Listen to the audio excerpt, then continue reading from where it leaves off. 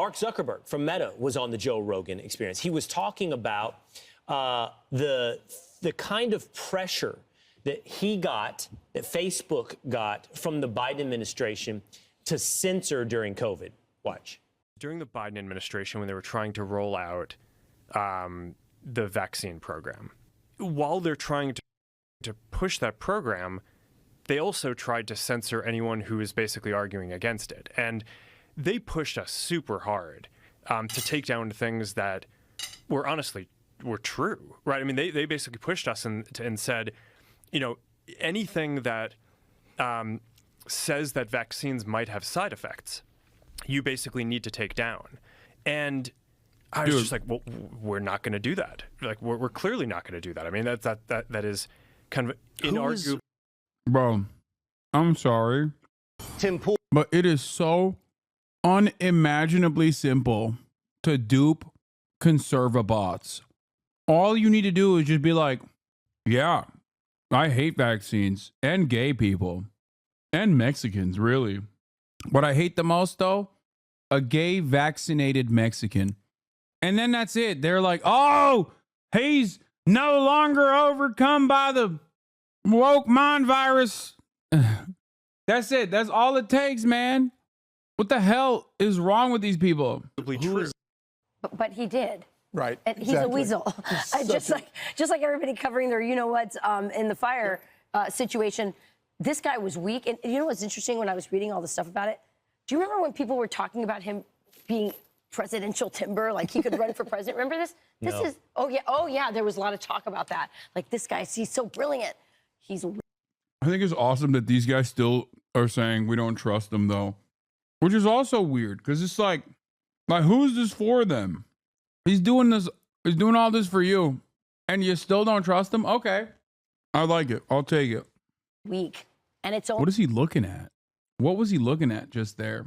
only now that all the tide has turned that he feels safe to say what he cooperated with the government to do, which was to censor you and stifle your First American right. And he's crying like a little baby on a podcast because he got cursed at by somebody in the administration. Oh, my staff got yelled at, and you didn't stand up for them.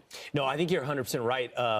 He's weak, and he's he's now bending to the new direction of the wind, which, by the way, also includes Meta, Facebook's parent company, doing away with a lot of DEI stuff. You know, they've taken tampons out of the men's restroom at Meta, and they're doing away with What will we do?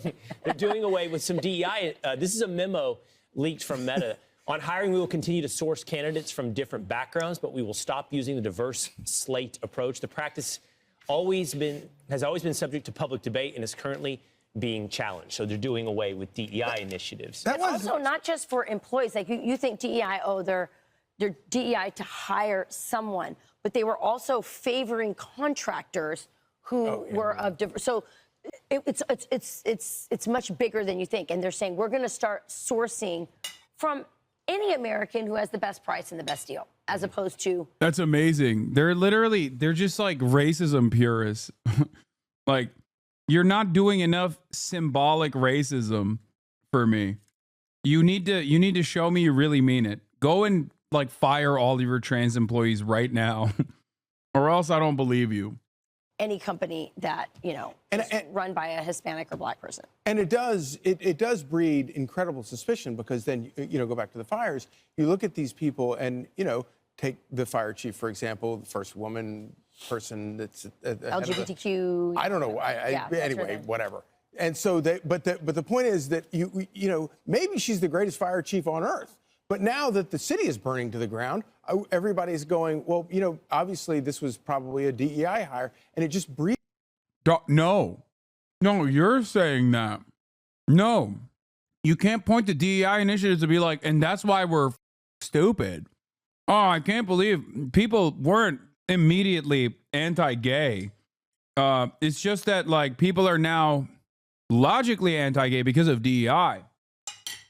Breeds the suspicion. Yes. It makes you like if you're Ben Carson and you're a brilliant surgeon, but because you're Black, you get accused of people assume that you got there not by earning it because of affirmative action. Yeah, and it's a pernicious Even in the best cases, it's pernicious. Absolutely. I'm Steve Doocy. I'm Brian Kilmeade. And I'm Ainsley Earhart. And click here to subscribe to the Fox News YouTube page to catch our hottest interviews and most compelling analysis.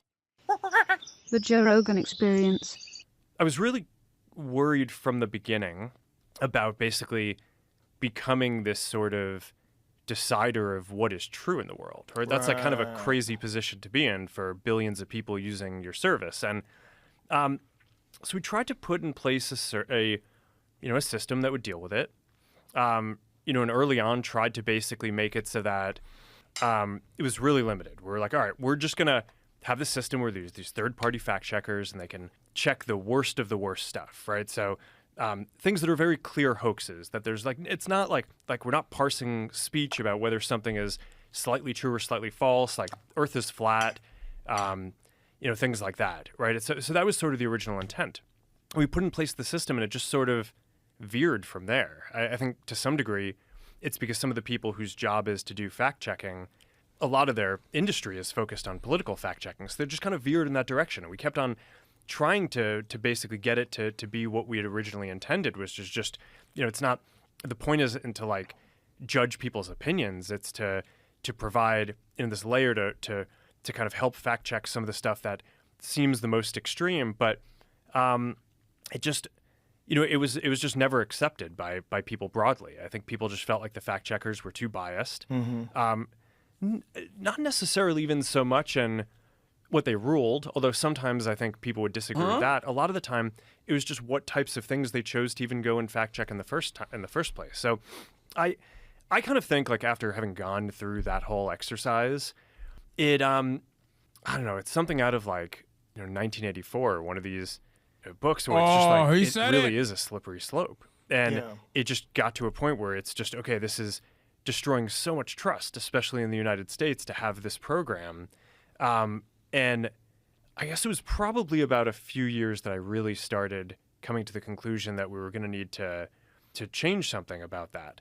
COVID was the other big one, where that was also very tricky because, at the beginning it was, it's like a legitimate public health crisis, in the beginning, and it's even people who are the most ardent First Amendment, defenders, the Supreme Court has this clear precedent that's all right, you can't yell fire in a crowded theater. There are times when, if there's an emergency, your ability to speak can temporarily be curtailed in order to get an emergency under control. Yeah, it's a rapper. His name is Jack Harlow, but he's fallen on bad times.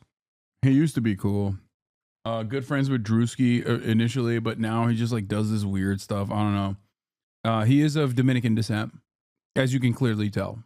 Yeah. So I was sympathetic to that at the beginning of COVID. It seemed like, okay, you have this virus. It seems like it's killing a lot of people. I don't know, we didn't know at the time how dangerous it was going to be. So at the beginning, it kind of seemed like, okay, we should give a little bit of deference to the government and the health authorities on how we should play this. But when it went from, 2 weeks to flatten the curve to, and in the beginning, it was like, okay, there aren't enough masks. Masks aren't that important. To then it's like, oh no, you have to wear a mask. And, all the, everything was shifting around. It just became very difficult to kind of follow. And this, I'm going to tell my nephew this is Zucklemore. Nah, it's Lil Dicky. Lil Zucky. Just on Timberpool. Yeah, he's a musician, dude. Yeah, Lil Zucky. Please blink, bro. Humans do that way more than once every 3 minutes. Yeah, he's trying his very best to be human. And getting hit with a Dominican ray did help tremendously, in my opinion. But even then, he just still has a lot of that old lizard tendencies. This really hit the most extreme, I'd say, during the Biden administration when they were trying to roll out the vaccine program. And now I'm generally pretty pro rolling out vaccines. I think on balance, the vaccines are more positive than negative. But I think that while they're trying to push that program, they also tried to censor anyone who is basically arguing against it. And they pushed us super hard to take down things that honestly were true, right? I mean, they basically pushed us and said, anything that says that vaccines might have side effects, you basically need to take down. And I was just like, well, we're not going to do that. Like, we're clearly not going to do that. I mean, that is kind of inarguably true. Who is they? Who's telling you to take down things that it was that talk about vaccine side effects? Who control the media, Joe? I'll have you know. I didn't think it was the case, but yeah, Jews. They do the vaccines and the media. They do it both. It's wild. I'm Jewish. I didn't know. He's like, I'm so desperate. Joe, please. Please, Joe. Holocaust denial is A-okay on my platform now. Please forget that I'm an evil billionaire. It was people in the Biden administration. I think it was, I wasn't involved in those conversations directly, but I think it was. How difficult is that to not be involved in those conversations directly? That's got to be strange too, right? Because you're running the company, but there's clearly you're moderating at scale that's beyond the imagination. The number of human beings you're moderating is insane. Like, what's a Facebook? How many people use it on a daily basis? Forget about how many overall. Like, how many people use it regularly? It's 3.2 billion people use one of our services every day. Yeah, it's wild. More than a third of the planet. Yes, That's so crazy. Yeah, and it's almost half of Earth. Well, on a monthly basis, it is probably half of it. But I want to say that though, there's a lot of like hypercritical people that are conspiracy theorists and think that everybody's a part of some cabal to control them. I want you to understand that whether it's YouTube or all these and what. I was about to say, Mark is one of the good ones. He's like, yeah, they do have a cabal, but Mark, as you can see, is one of the good ones. I mean, he hates COVID. Yeah, he hates COVID. He said it. He loves ivermectin. He's going to eat this ivermectin paste right now to show fealty. Whatever place that you think is doing something that's awful, it's good that you speak because this is how things get changed and this is how people find out that people are upset about content moderation and censorship. But moderating at scale is insane. Yeah. It's insane. Yeah. What we were talking the other day about the number of videos that go up every hour on YouTube, and it's bananas. It's bananas. That's like to try to get a human being that is reasonable, logical, and objective that's going to analyze every video. It's virtually impossible. It's not possible. So you got to use a bunch of tools. You got to get a bunch of things wrong. Yeah. And you have also people reporting things. And how much is that going to affect things? You could have mass reporting because you have bad actors. You have some corporation that decides we're going to attack this video because it's bad for us, get it taken down. Mm-hmm. There's so much going on. I want to put that in people's heads before we go on. Yeah, his job is really hard. The kind of numbers that we're talking about. Now understand you have the pandemic. Yeah, moderation at that scale is really difficult, which is why it's awesome that he stopped doing it altogether as a cost-cutting operation. That's great. Zuck went from Reddit mod energy to Big Brother energy. Wait, what? Big Brother? What do you mean? No, he went. He's just a BJJ guy now. That's it. He's Mr. BJJ now. And in that process of becoming Mr. BJJ, I think he got hit in the head a bunch. I don't know. And then you have the administration that's doing something where I think they crossed the line, where it gets really weird, where they're saying what you were saying. They were trying to get you to take down vaccine side effects, which is just crazy.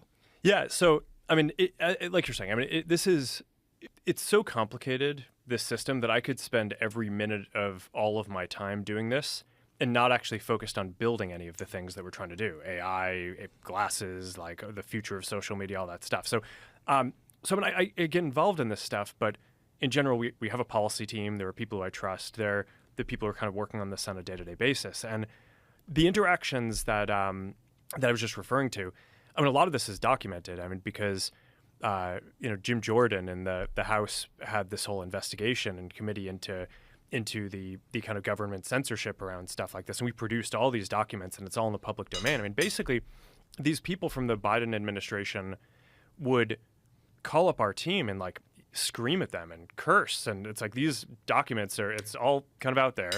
Did you record any of those phone calls? I don't think we, but I think I want to listen. I mean, there are emails. the emails are published. It's all kind of out there, and they're like, and basically it just got to this point where we were like, no, we're not gonna take down things that are true. That's ridiculous.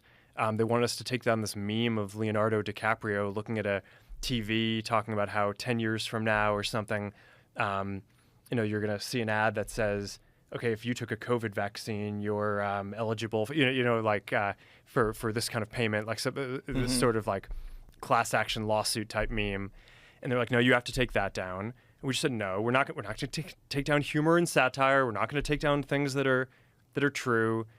And then at some point, I guess, I don't know, it flipped a bit. I mean, Biden, when he gave some statement at some point, I don't know if it was a press conference or to some journalists, where he basically was like, these guys are killing people. And I don't know, then like all these different agencies and branches of government basically just like started investigating, coming after our company. It was brutal. It was brutal. Wow. Yeah. It's just a massive overstepping. Yeah. And, well, I mean, also, I think you weren't killing people. This is the thing about all. It's like they suppressed so much information about. There you have it. If you're wondering why he's trying to get into the good graces of Donald Trump while also simultaneously lying, it's not because he had a change of heart about vaccine denial and now knows the truth that vaccines make you gay and autistic. It's because he hated that he was prosecuted by the regulatory agencies. And he ties it back to COVID conspiracies and how he let COVID conspiracies run amok on the platform. But of course, that's not the reason why he was prosecuted by, or he was investigated by the FTC. He is literally lying. Dude spent 12 hours testifying at Congress while his company was embroiled in the most high-profile data privacy scandal of the 21st century. I don't know what the CFPB is or why it relates to social media companies. Wait, wasn't it the FTC too? Trump's FTC sued Facebook. On Rogan, Zuckerberg says he doesn't know what the CFPB is or why it's investigating Meta. That were looking into us that were like not really involved with social media. Like I think like the CFPB, like this financial. I don't even know what it stands for. It's the financial. Oh, you do know what it stands for, bitch. Come on. Things that people should be doing, regardless of whether or not you believe in the vaccine. Regardless, put that aside. Metabolic health is of the utmost importance in your everyday life, whether there's a pandemic or there's not. And there's a lot of things that you can do that can help you recover from illness. It prevents illnesses. It makes your body more robust and healthy. It strengthens your immune system. And they were suppressing all that. And that's just crazy. You can't say you're one of the good guys if you're suppressing information that would help people recover from all kinds of diseases, not just COVID, the flu, common cold, all sorts of different things, high doses of vitamin C, D3 with K2 and magnesium. They were suppressing this stuff because they didn't want people to think that you could get away with not taking a vaccine, which is really crazy when you're talking about something that 99.07% of people survive. This is a crazy overstep, but scared the shit out of a lot of people.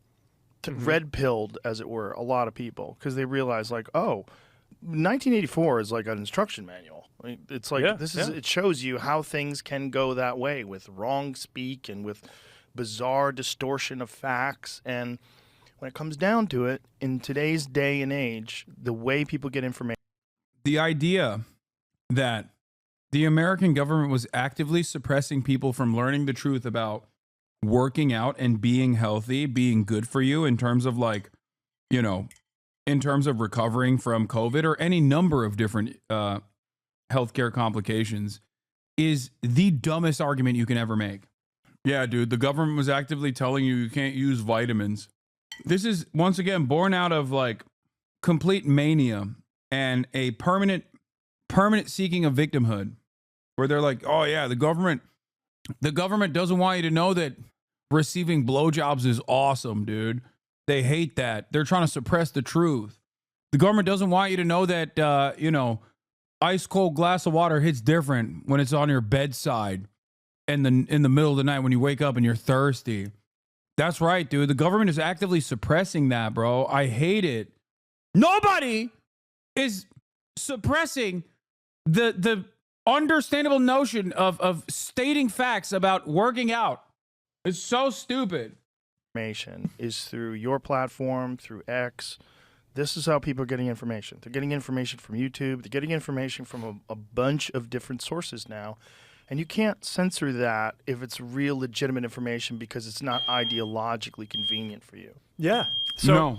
I mean, that's basically the journey that I've been on, right? Started off very pro free speech, free My expression. mom is lighting the kitchen on fire. You know, and then over the last 10 years, there have been these two big episodes. It was the Trump election No. and the aftermath, where I feel like in retrospect, I deferred too much to the kind of critique of the media on what we should do. And since then, I think generally trust in media has fallen off a cliff, right? So I don't think I'm alone in that journey. I think that's basically the experience that a lot of people have had is, okay, it's the stuff that's being written about is not kind of all accurate.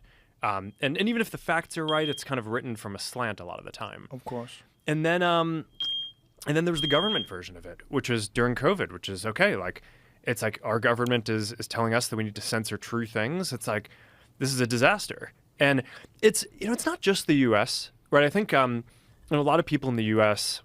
focus on this as an American phenomenon, but I kind of think that the reaction to COVID probably caused a breakdown in trust in a lot of governments around the world. Because 2024 was a big election.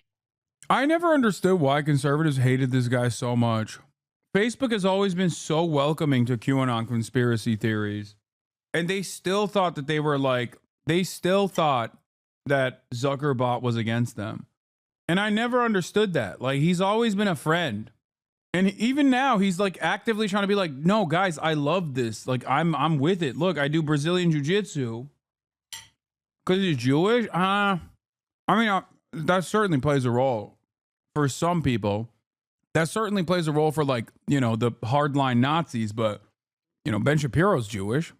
And he's broadly well received by the right-wing movement. I don't know. They told him he looks so fine with a beard and mustache. They said he looks like Jack Harlow since then he thinks he is Jack Harlow. I don't know. I just never really understood that the broad hatred that people have for big tech. Like, I get why they had it for Google, even though Google has also been decently pro right-wing, even neo-Nazi sentiment. But like, Facebook has always been like overtly right-wing. Year around the world. And there are all these countries, India, just like a ton of countries that had elections, and the incumbents basically lost every single one.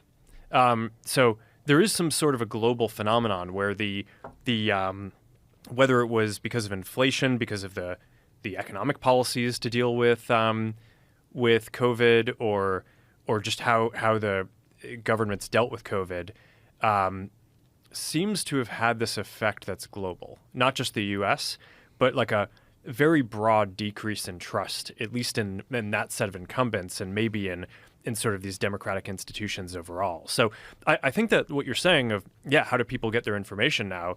It's by sharing it online on social media. I think that that's just increasingly true. And my view at this point is like, all right, like, we started off focused on free expression. We kind of had this pressure tested over the last period.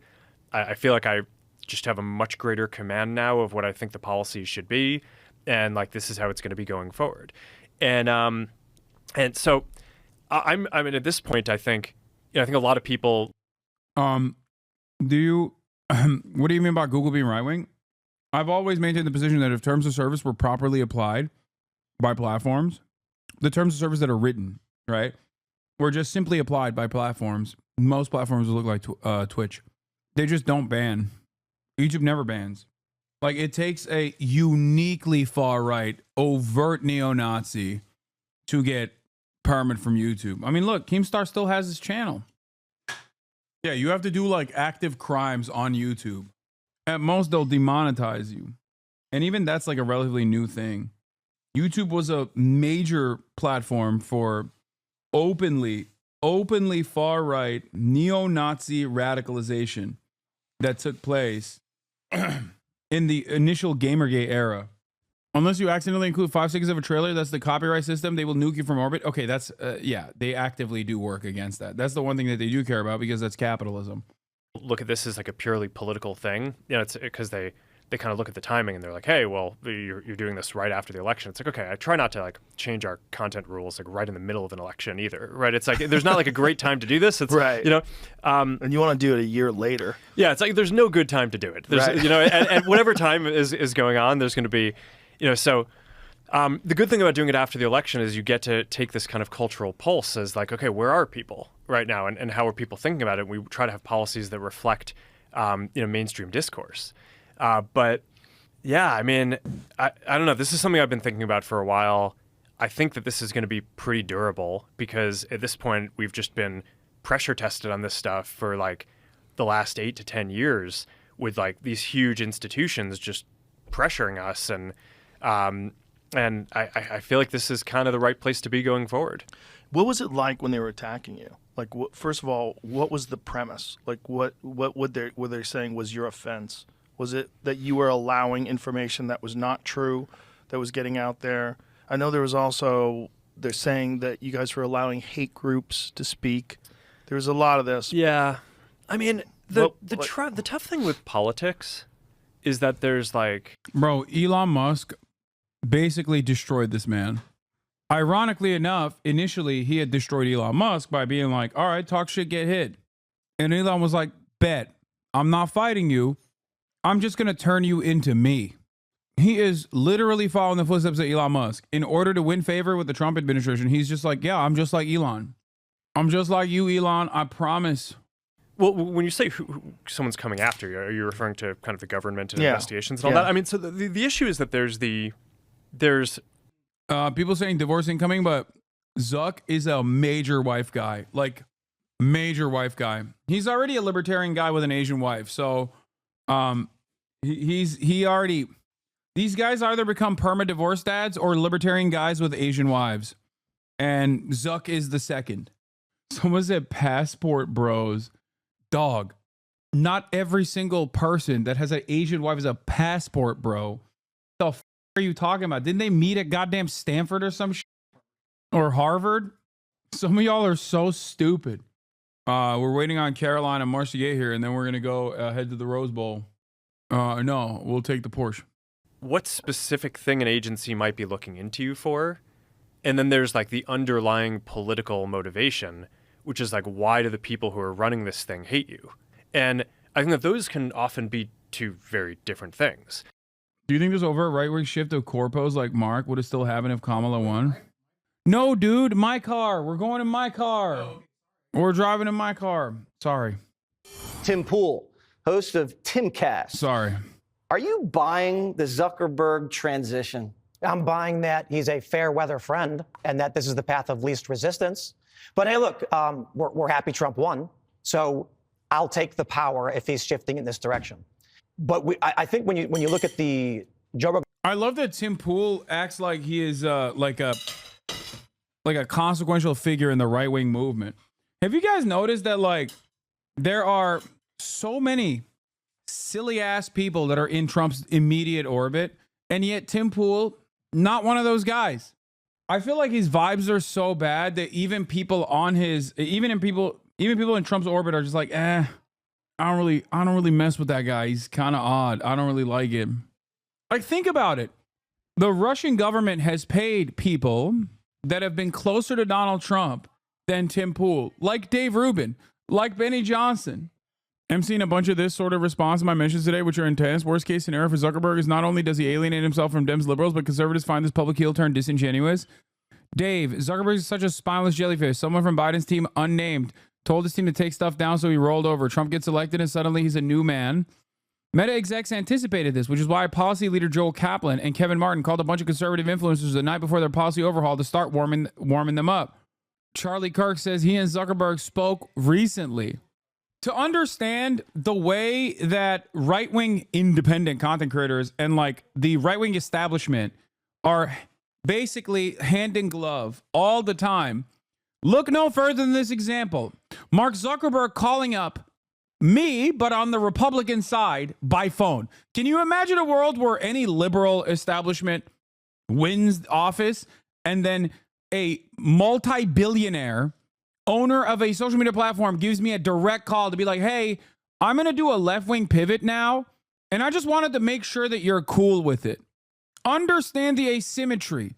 Understand how unbalanced the structure is. Understand how pervasive the influence of the supposed independent media figures are and how much power they hold. But are you cool with it? What do you mean? The left is fractured? They're not the left. The Democratic Party is not the left. Anyway, Mr. Zuckerberg decided to promote Mr. Kaplan's Meta's head of global public to carry out the changes and deepen Meta's ties to the incoming Trump administration, replacing Nick Clegg, a former deputy minister of Britain who had handled policy and regulatory issues globally for Meta since 2018. The night before Meta's announcement, Mr. Kaplan held individual calls with top conservative social media influencers, two people said. I guess Tim Pool didn't get that call. Rogan podcast, and he talks about, oh, they're yelling at us and they're forcing us to do these things. This only scratches the surface. Facebook built a portal for feds to log in to their company so they could flag misinformation. It has long been known, over a decade, that the federal government, the FBI, the CIA, I think the NSA, had backdoor access to Facebook as well as many other companies. So when Zuckerberg comes out and he's all, oh man, you know, they were yelling at us and putting this pressure. We had no choice to do it. You're only saying that now because the news and the information got leaked over a long and hard-fought battle where activists, real journalists, were exposing them for having done this. Now they're giving us the light vanilla version of, they were just having us censor this COVID stuff. No. Let me ask you a question, Mark Zuckerberg. Eric Charamella, do you remember that name? Yeah. Yeah, this is one of the guys involved in whistleblowing on Donald Trump for the false impeachment against him related to Ukraine. And there was a period where if you went on... This chatter said he signed on to Google with a new account. Since you search for Hasan Abi, sponsor post, the best news show on YouTube, Timcast. This is how they keep maintaining, dude. I don't do any marketing. Look at my numbers. This guy gets paid by the Russian government to the tune of, $4 million, does constant marketing, and he barely has any motion. I'm not sure if he's advertising on the site as a whole or in politics and gaming. I got an ad for him searching for Tarkov. That's funny. Facebook and typed that name in any context, they would delete it without notification, no warning, no rule violation. That is extreme censorship because covering up that name hid a news story of historical significance. We can talk about the laptop. That affected an election, massively important. And then Joe ended up pardoning his son for the laptop that was real that you got censored for talking about. Yep. When Joe Biden says, I could have won, how do you react to that? What was he underwater, like 14 points in the internal polling? They didn't show him that poll. It's really remarkable and scary, though. If you're a Democrat, who do they have? They don't have anybody. They've been desperate to ice. I mean, he's not even wrong. If you are a Democrat and you are used to like all of these billionaires being overtly liberal or whatever, maybe this is a scary predicament.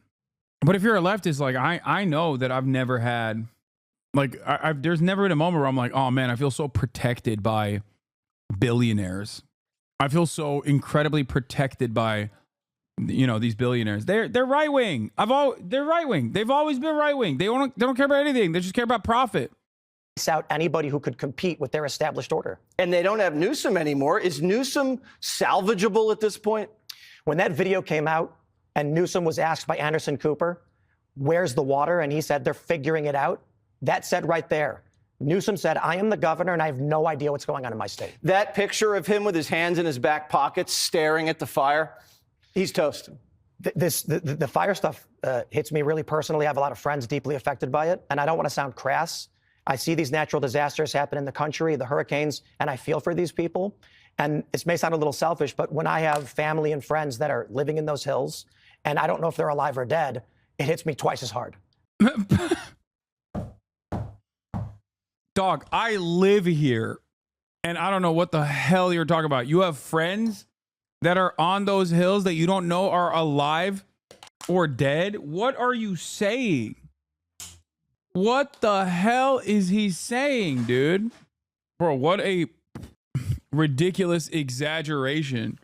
Yeah, Tim Pool doesn't know if his friends are alive or dead up on those hills because they don't call him, because they're not friends, because they don't want to call Tim. When Tim calls, they're like, oh, God, gross.